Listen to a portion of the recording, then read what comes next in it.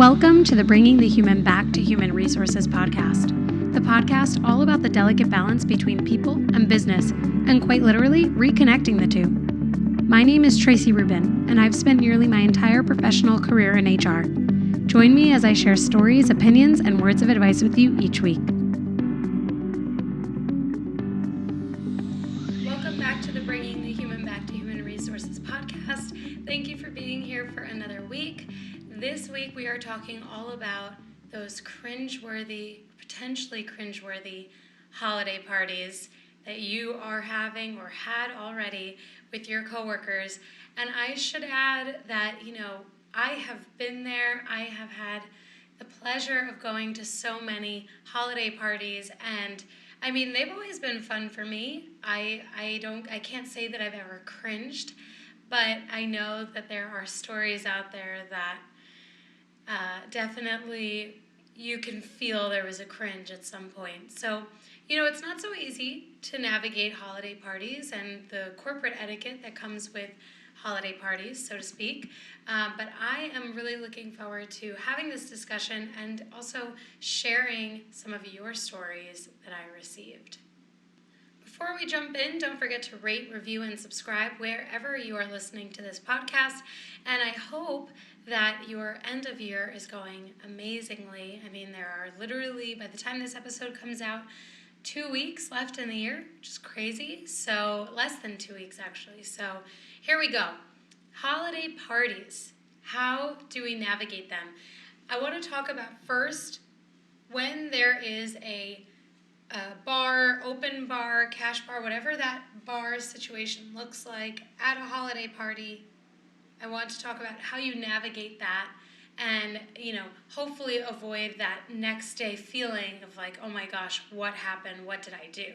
So the first thing is give yourself a limit if you are in an environment that maybe is a little bit more formal. Maybe you're not as personally connected with the people that you work with. And, maybe just in general, the environment is not as open. Give yourself a beverage limit. Maybe it's not 2, maybe it's 4. I don't know. You are your own person, so you have to decide what a beverage limit looks like to you. But I think that is a good idea if you are someone who consumes alcohol, to give yourself a limit, because at the end of the day, it is a work environment, and a lot can happen at a holiday party. The other thing to think about is that, every culture is a little bit different. There are companies whose cultures are like, drink until you can't drink anymore. This is an open environment. Be who you are. Don't worry about it. Have fun. And then there are cultures in companies that are way more formal, much more traditional, maybe a little bit more conservative. And so you'll want to think about, what kind of culture do I have? What is my work environment like? So that you can then also safely navigate the bar at your holiday party. And some holiday parties probably don't even have a bar, so maybe you wouldn't have to worry about that. There can be many other things that make you cringe about a holiday party and your etiquette, other than drinking and an open bar potentially. So that's the first thing. But again, think about your culture. Where do you work? Who do you work with? And who do you work for? And navigate accordingly. The second thing is, do you have a work crush? Because a lot of people have work crushes. This is a normal thing. And that is why in HR we have these policies around letting us know if you are in a romantic relationship, so that we can help you navigate the environment when you are in a relationship or interested in pursuing a relationship with someone. As it relates to a holiday party, if you have a work crush, maybe the holiday party is not the place to act on that work crush. And here's why. 1, everybody's there. So if you wanted to keep it a crush and not something that you let HR know about, you're not going to keep it a crush at the holiday party if you are, taking your relationship to the next level, so to speak. And, things happen at holiday parties are almost like a different world. It's a different galaxy, let's say. You're teleported into an environment that's, you've worked all year you're stressed, it's the end of the year, you're finishing with a bang, and so you're just like letting loose, right? Whether there's alcohol involved or not, everyone there is just letting loose. And so this different environment calls for different responses and reactions. And I have to say, holiday parties are where I think people are just like the most free and open, and that's why they're so fun. But if you have that work crush and at the holiday party you act on it, is that really how you feel, or is that the holiday party vibes getting to you? So think about that, because once it happens at a holiday party, you can't take it back. Everybody is there. So if your new boo is at the holiday party, make sure it's something that you're not going to regret, in the morning.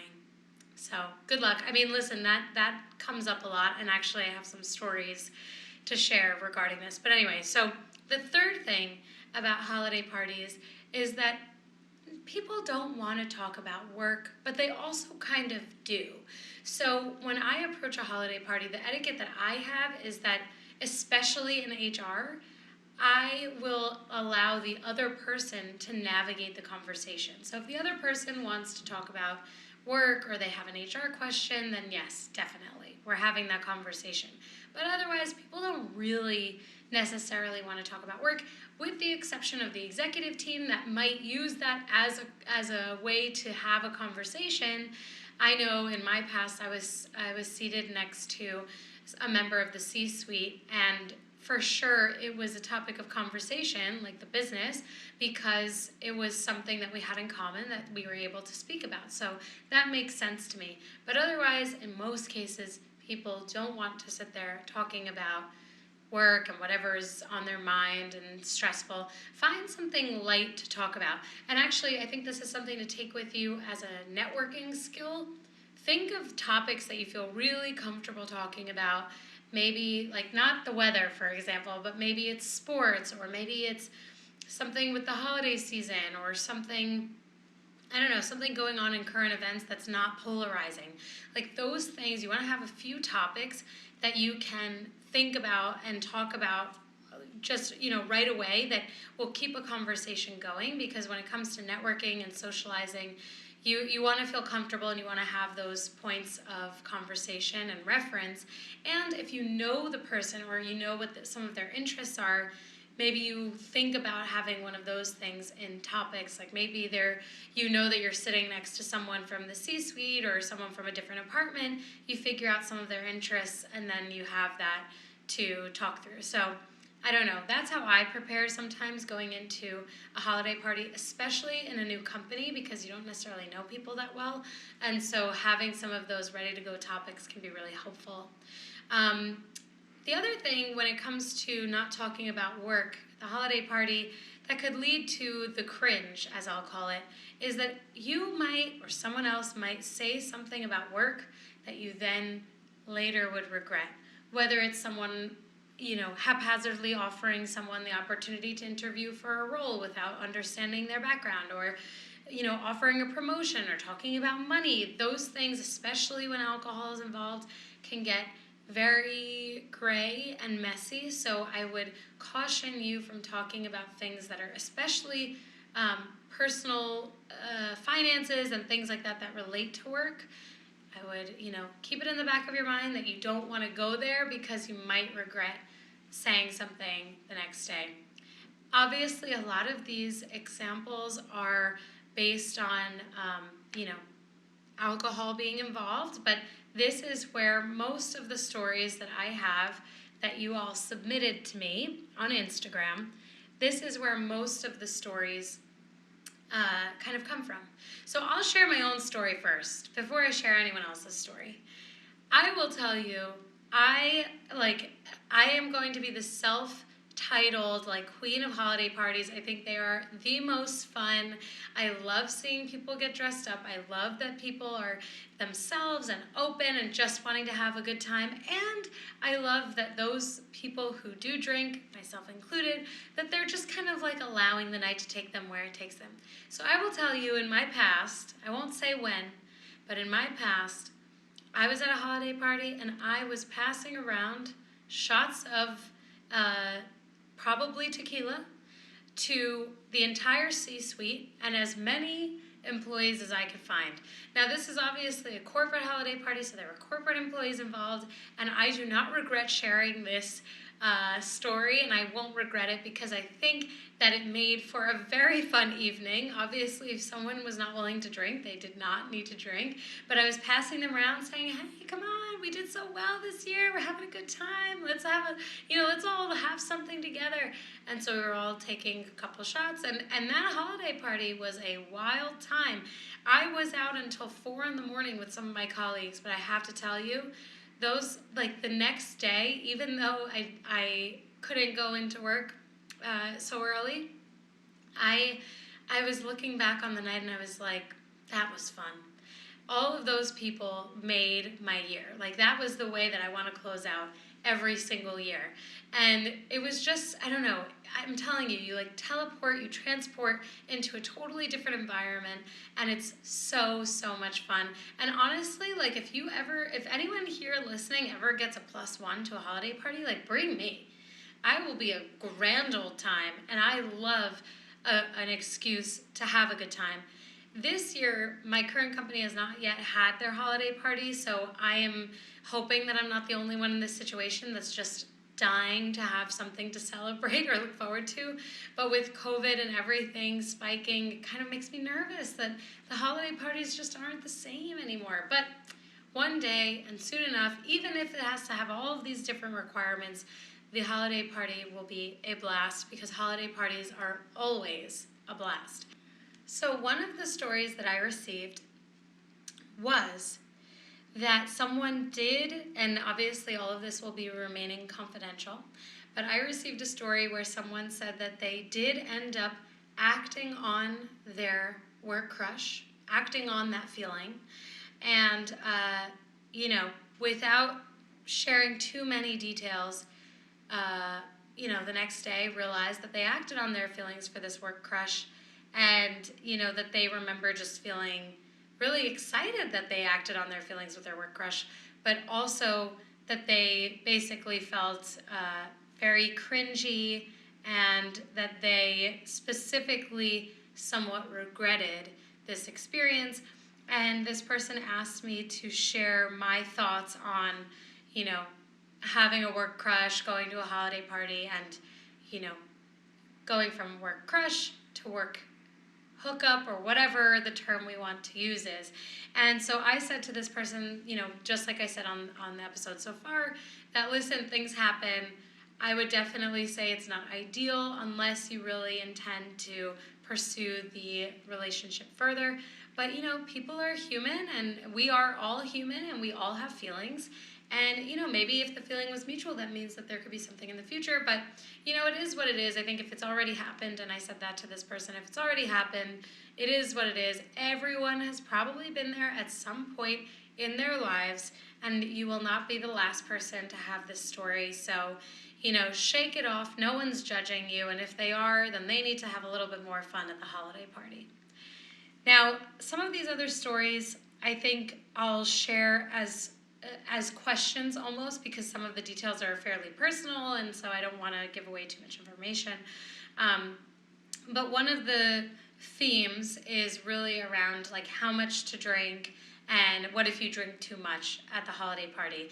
Now, before I get into this, because we already kind of talked about this, if you haven't yet seen the TikTok that has gone viral, the TikTok or the reel that's gone viral, of the two people at the holiday party dancing on the table, they clearly are inebriated, or maybe they're not, but it looks that way, and if they're not, then hey, more power to them. And then there's a gentleman behind and a woman in front, and the woman falls flat on her face, and they're cracking up, and the caption basically says, "Don't worry, like my mouth and chin are fine." Hilarious. It happens at holiday parties, right? But this person is basically saying, like, how do you know how to navigate that, and what happens if you drink too much? So I'm not necessarily saying that those people in the TikTok drank too much, because I think they looked like they had a great time, and it looks like that is probably the culture that their company wants, and I think that's fabulous. Like, we should all have so much fun with our coworkers. And so my message I got a few of these actually. My message to a few of these people who asked this similar type of question or shared a similar type of story is that, drinking too much depends on the culture. Drinking too little could also potentially be the culture, especially if there's this, if everyone is, partaking in this environment and feels comfortable, like maybe it's just an environment of, just having fun, letting loose and drinking, and obviously assuming that everyone there is, wants to drink. So I think that is where the culture is so impactful, knowing what your company is like, and also having a trusted coworker. And everyone is different. Some people, don't want to mix business with pleasure, and they're only going to have, maybe a glass of champagne, or maybe they won't drink at all, and then they'll just kind of leave early into the night. But I think that there are people who really let loose, and they have a good time, and whatever that means to them. And so if you are looking to have a limit, then set the limit before the night starts. And if you see that everyone is kind of like pushing their boundaries, maybe the limit is being pushed, maybe others don't have a limit, then I think you should feel okay to let the limit go. Maybe this is what the environment encourages and allows for us to use as a way to connect and bond. I mean, it sounds like college again, but that's how sometimes some people really connect with one another, and really can feel most comfortable. So I think, drinking too much, definitely if you're getting sick at the holiday party or you're falling over, you potentially have crossed that line. And I would always caution you, know when enough is enough, even in an environment that is super, fun and no boundaries, no limits, whatever. You still want to know your limit, because it's just, you don't want to be the person necessarily at the party that got sick early in the night, So ride with the rest of them. Just figure out where you sit amongst your peers and have fun with it, and don't think too much. Just be yourself. You guys know I always say to you, be yourself and have a good time. And if being yourself and having a good time equals drinking water or a soda at the holiday party, then be yourself and have a good time. If being yourself and having a good time means that you're going to have a few shots with the CEO and dance on a table next to, your boss, then great, go for it. But just know what kind of environment you're in, and then be yourself within those parameters. And, I feel like the more holiday parties you go to, especially the more tenured you are in your company, I feel like the easier it is to really, really be authentic at a function that is more casual and more social than being in the office, for example. At the end of the day, it's the holiday season. Let's have fun. Let's have a good time. We had one heck of a year in 2020. We're having one heck of a year in 2021. Have fun and don't think too much about it. And with that, I hope that you enjoyed this episode. Try to keep it light sometimes. This is a nice light episode, So I hope you had a good time. Next week is the last episode of the podcast for the year 2021, which is insane. It'll probably be super, super short because I'm going to give back some time to myself. But at the end of the day, I hope that you are enjoying these topics and conversations. Many of you are reaching out to me on DMs. Please continue to do that. It gives me a lot of insight into what can help you and how much information you'd like to hear from me, or what specifically you'd like to hear from me. So let's stay in touch. And as always, we will continue to meet here on Tuesdays every week for the podcast. Thank you for being here. Follow me on Instagram at HRTracy, and I will see you next week for the very last episode of 2021.